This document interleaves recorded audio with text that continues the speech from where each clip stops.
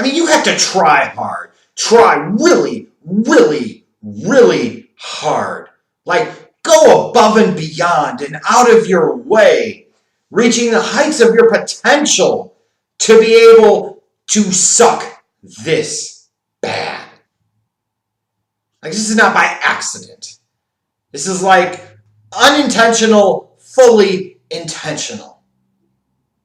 You look at Smackdown, and in the course of just a couple of weeks, you've got Vince McMahon taking a show that when it debuts on Fox, it hits 3.8 plus million viewers, a really solid Premier Edition rating. That's a decent viewership number on a Friday night for professional wrestling nowadays. That's a really good number.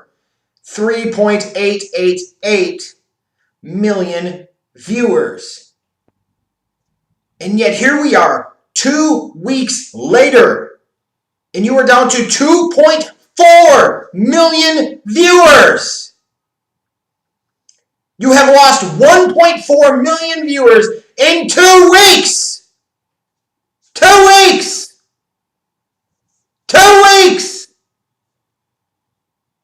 And sure, it was to be expected a little bit that you were throwing so much at that first show that the ratings were going to level off quite a bit, at least somewhat. You're going to hopefully maybe hover around 2.8 to 3.1 million viewers, depending on what you happen to do in a given week. But there shouldn't be that precipitous of a drop in your overall viewership numbers in 2 damn weeks. And yet here we sit. And for most of the people that watch SmackDown this week, I have to believe that they can understand why in the course of 2 weeks, this company has turned off almost 1.5 million viewers. It's not very hard to see it all. It just isn't. You're opening the show with Roman Reigns versus Shinsuke Nakamura because that type of match is going to get the fucking ratings bumping, right? So that way you could have Baron Corbin, the fucking dude that you've thrown the Andre the Giant Memorial Battle Royal at, the fucking Money in the Bank briefcase at, the fucking King of the Ring at, and he still sucks. He's lame as shit.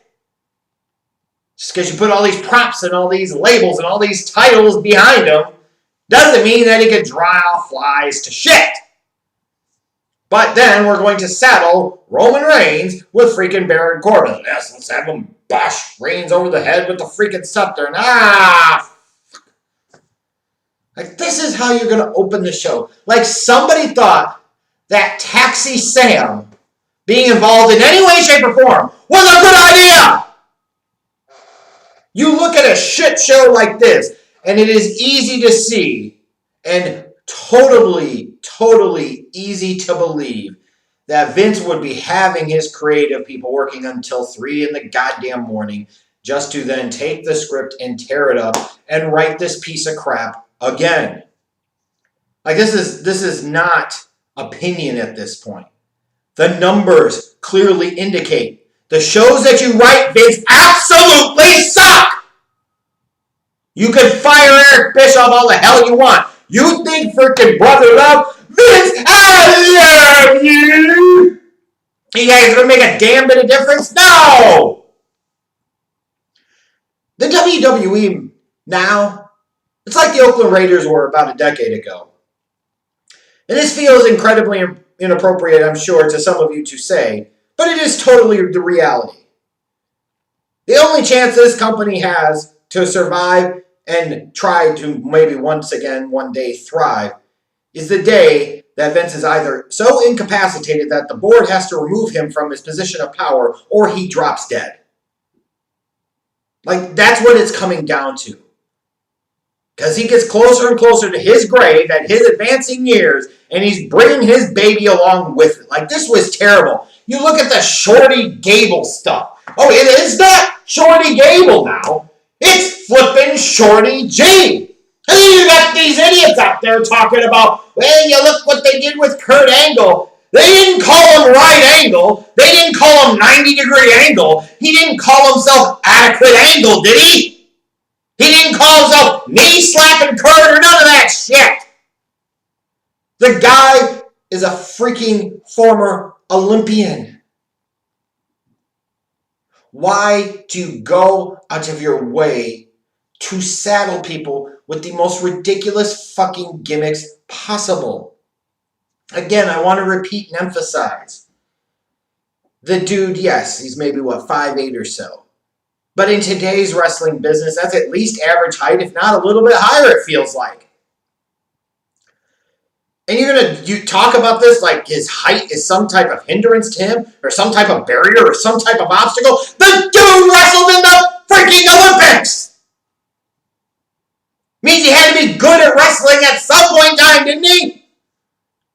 Now, personally, I think freaking Chad Gable's overrated as shit. Because when I ask people what's so special about him, oh, he's great in the ring. Lots of dudes can do lots of spots and lots of moves, and that don't mean a damn thing. That's part of the problem. Everybody can do the same crap. Nobody stands out. Nobody's unique. And now all of a sudden you're expecting people to believe, because your sheepishness with Vince, your freaking bias with WWE has blinded you so much that a guy that couldn't write a good show to save his freaking ass is going to do big and wonderful things with Shorty freaking G. If he came out and he was rapping, talking about how he was going to give everyone in WWE the day, then maybe we'll have a different discussion. But we're not going to. The promo after his match was shit. Just everything about this is shit.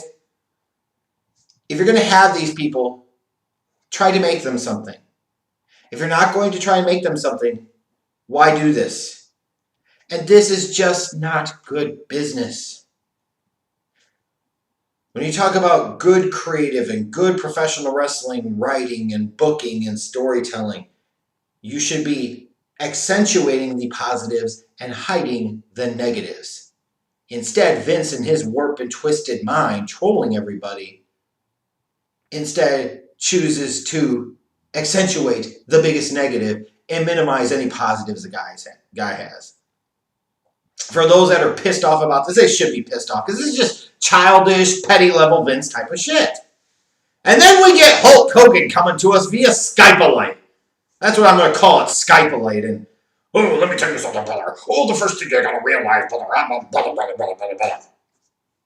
And of course, using him all, like so many other things, to build up to that crown jewel show in Saudi Arabia. Because just like the U.S. government, the WWE bends over and takes it up the rear for the Saudis' blood oil money. Because of course they do. And then, of course, we get the 8-man tag, and people can sit there and talk about, ooh, did you see the thing when the guy from Heavy Machinery brought up Kofi losing the title and he smashed the pancake? Nope. Done with the fucking character. Don't care. Heel turn. Who gives a crap? You already lost your belt. Last week you clearly didn't care. Don't be trying to sit there and make up for it now. So this 8-man tag, only thing I care about with it is fuck Dolph Ziggler. It's the only good thing about that match is I get to say that. Next, Miz TV. It's Sasha Banks. It's Bayley. Two incredible whack-ass promos. Both of them stink on the mic.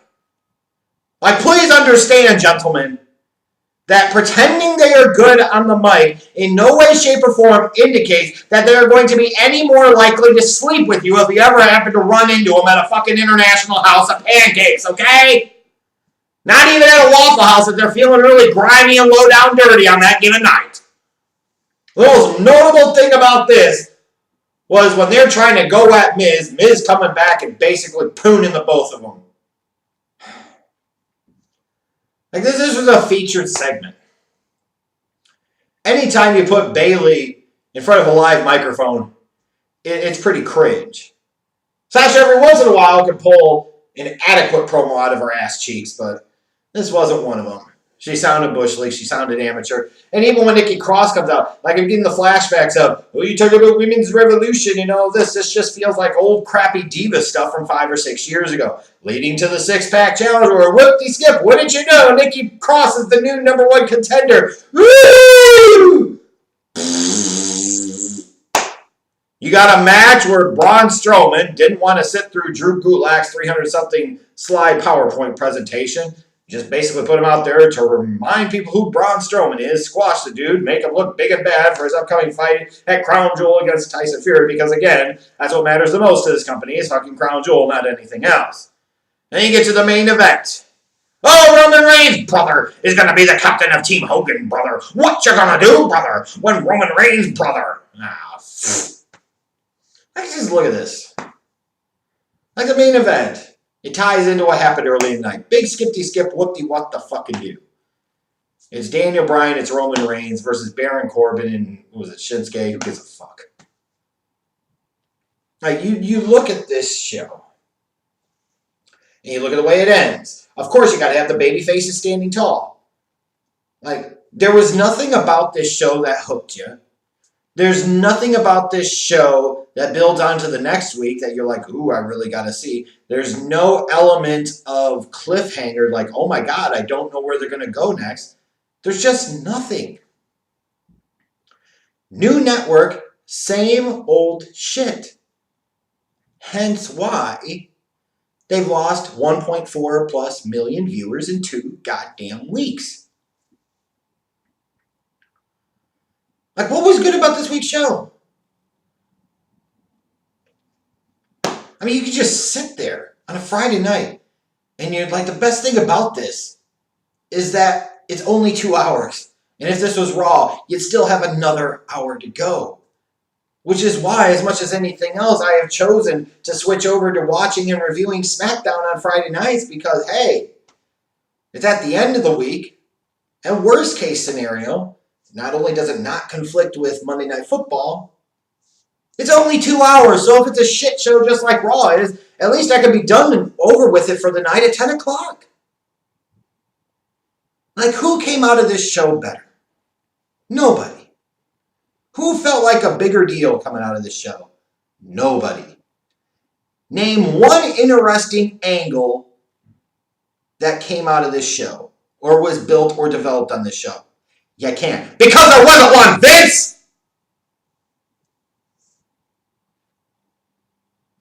I mean this.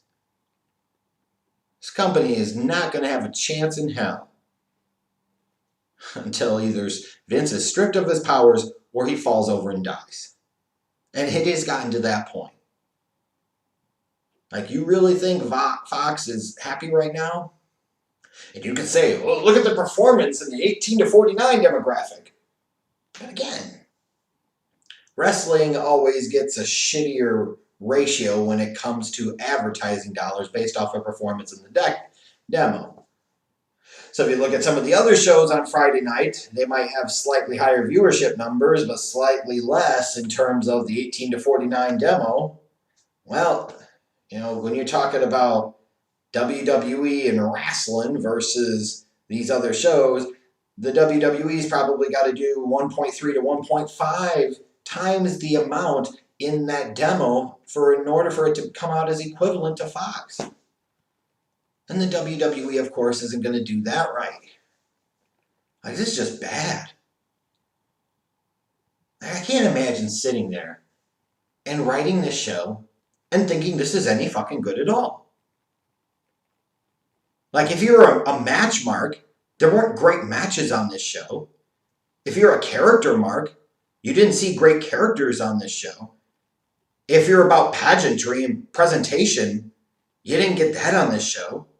If you're a mark for stories and storylines and story development, you didn't get that on this show. Like, there literally was nothing for everyone. That should be WWE's new theme. Instead of when wrestling's at its best, you got something for everyone. You got nothing for everyone. But at least you got me, OTRS Central. Not the wrestling show you want, just the wrestling show you need. And I can at least say for Smackdown, kind of lives up to that billing of not the wrestling show that any of us want. This was bad.